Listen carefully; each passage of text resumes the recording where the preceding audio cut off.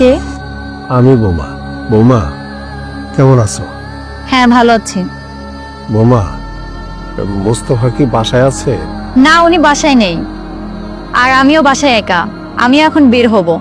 না মানে মোস্তফাকে একটু দরকার ছিল তো বৌমা। এখনো বাসায় নেই, পরে আইসেন।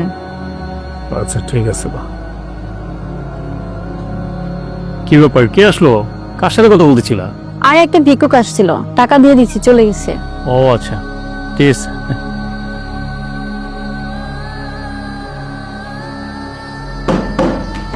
কে? আপনার কি সমস্যা? প্রত্যেকটা দিন এভাবে আইসা এসে ডিস্টার্ব করতেছেন। আপনাকে বললাম না আপনার ছেলে এই টাইমে বাসায় থাকে না?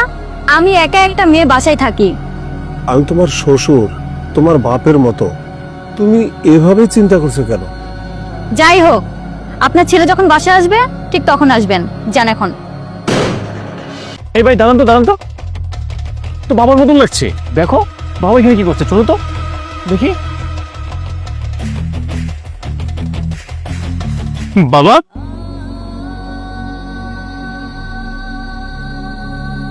তুমি এখানে কেন? কে তোর বাবা? আমি কারো বাবা নই। বাবা, তুমি সব কি কইতেছো? বাবা কি হয়েছে তোমার? তুমি ঢাকায় কবে আসছো? মাস দিন এখনো। তুমি 3 মাস ঢাকায় আসছো, আমি কিছু জানি না? তুমি আমাকে বলো না কেন বাবা? গিয়েছিলাম, তোর সাথে অনেকবার দেখা করার চেষ্টা করেছিল বাবা, কিন্তু আমি ব্যর্থ হয়েছি। বাবা সব কি বলছে? বাবা বারবার বাসায় গিয়েছে, তুমি আমাকে বলো না কেন? আমি জানি না কেন বাবা বাসায় গিয়েছে। আমি কি তোকে এই শিক্ষা দিছি? হ্যাঁ, আমি দাঁড়িয়ে থাকবো, আমার সামনে বৌমার গায়ে হাত তুলবি? বাবা আজকে তোমার এই দোষ, আজকে ওর জন্য। আজকে আমার মার সুস্থ, আমি কিচ্ছু জানি না। তুমি পরের দোকানে কাজ করছো, আমি জানি না।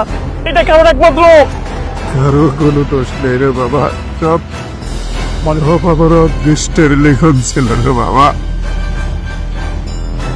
বাবা, আমাকে মাফ করে দেন। ওঠো, ওঠো বৌমা, ওঠো।